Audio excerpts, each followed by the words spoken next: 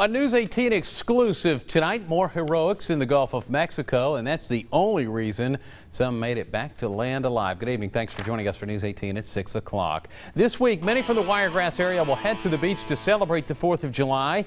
And tonight, our Sarah Drake live with us in studio with a story that will remind you to not only look out for the fish that you might be trying to catch, but others that will be out on the waterways with you. So good evening, Sarah. What's the latest here? Good evening, Ben. Well, Friday morning, Stan Seeley and his 3 brothers went on a fishing trip in Panama City Beach after work. And when they were on their way back in, Seeley's brother Charles noticed something a mile to their east in the water.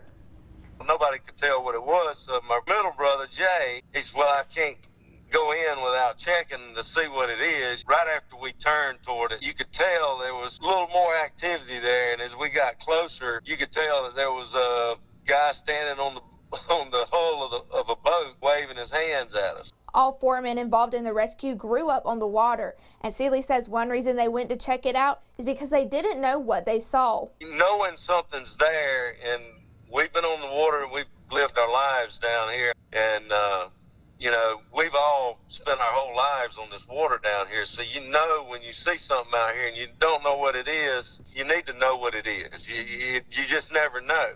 Seeley says that he didn't do anything that anybody else with the opportunity wouldn't have done. We were probably the last boat, because as we circled out there waiting on the Coast Guard to come, we saw no boats, 0, come within 2-3 miles of us that would have had any opportunity to see them.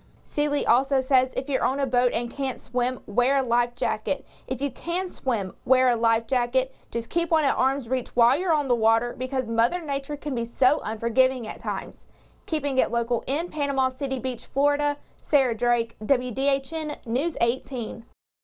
And Scott Roberts is with us now. What are the odds of visibility being that clear on the Gulf over such a great distance? He said a mile. Yeah, a mile. Considering the horizon is just under 3 miles away, it's basically like trying to find a needle in the haystack. So definitely a great turnout there as far as what the alternative could have been. A miracle for those folks as well. All right. Well, Scott, what's going on with the weather tonight? Well, this evening we do have some rain on the radar.